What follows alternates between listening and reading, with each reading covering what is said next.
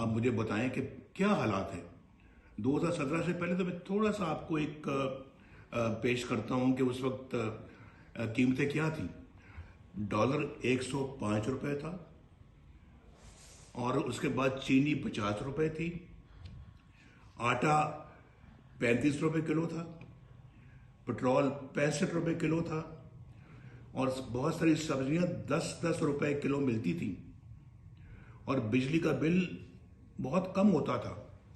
اور بجلی بھی آپ کے گھروں میں آ گئی کیونکہ ہم نے اللہ کے فضل و کرم سے لوڈ شیڈنگ کا خاتمہ کیا، اور بجلی کے بل بھی اتنے آتے تھے کہ آپ بڑی آسانی کے ساتھ ادا کرتے تھے.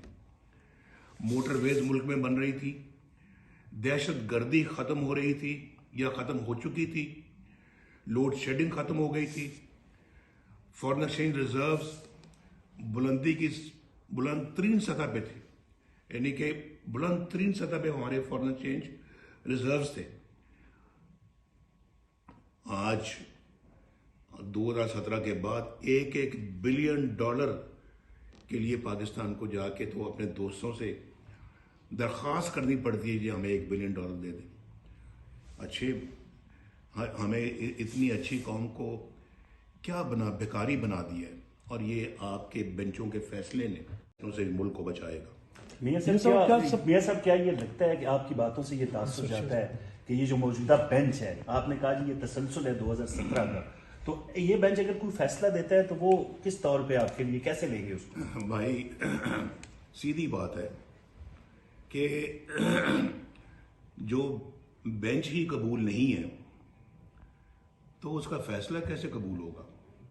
سیدھی بات ہے، اور قبول ہونا بھی نہیں چاہیے. اور میں بالکل ثاقب نثار صاحب اور فیاض حمید صاحب کے بارے میں کہا جا رہا ہے کہ وہ ابھی بھی ایکٹیو ہیں اور جوڈیشری کے کئی ججز سے ان کے رابطے بھی ہیں اور وہ مینیج کر رہے ہیں.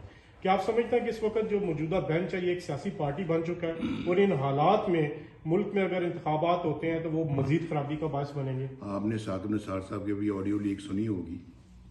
وہ میرے خیال ان کے بارے میں میرے جواب سے زیادہ اہمیت رکھتی ہے.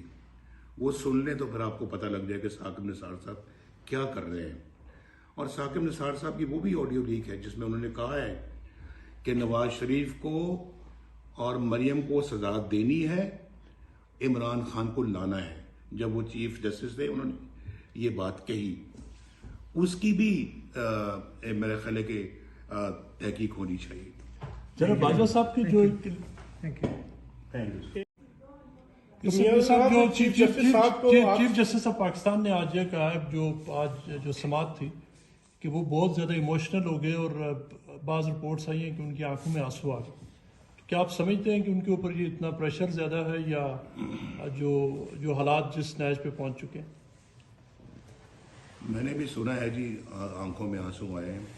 اگر آنکھوں میں آنسو اللہ کے ڈر سے آئیں تو پھر تو بہت اچھی بات ہے، پھر تو اس جانب جانا چاہیے سارا معاملہ.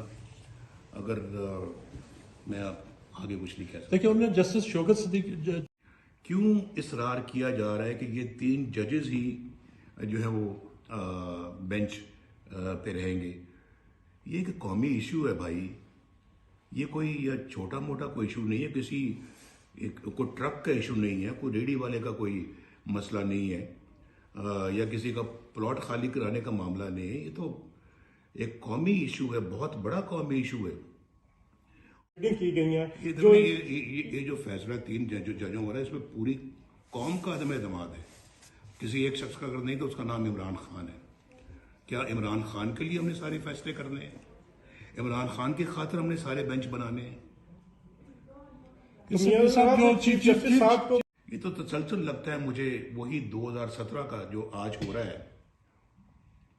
میں بالکل اس کو اسی نظر سے دیکھ رہا ہوں. میں آپ کو بھی دکھانا چاہتا ہوں اپنی قوم کو. پلیز اپنی آنکھیں کھولیں.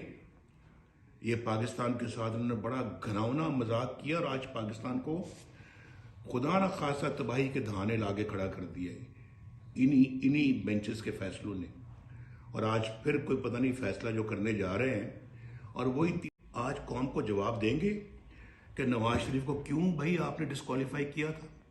اور یہ دن دکھایا آج پاکستان کو کہ پاکستان اتنا مقروض ہو گیا ہے اور $1 ارب کے لیے अल्लाह न करे मेरे मुंह से ऐसे अल्फाज निकले, भीख मांगने पे लगा दिया है।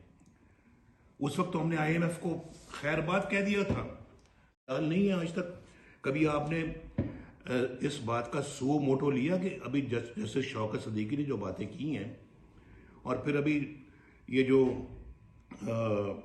साबिक chief army staff general Bajwa जो बातें कर रहे हैं, इस पे सो मोटो नहीं बनता कि भाई नवाज शरीफ के साथ नाइंसाफी हुई थी, नवाज शरीफ के खिलाफ गलत फैसला सुनाया गया था।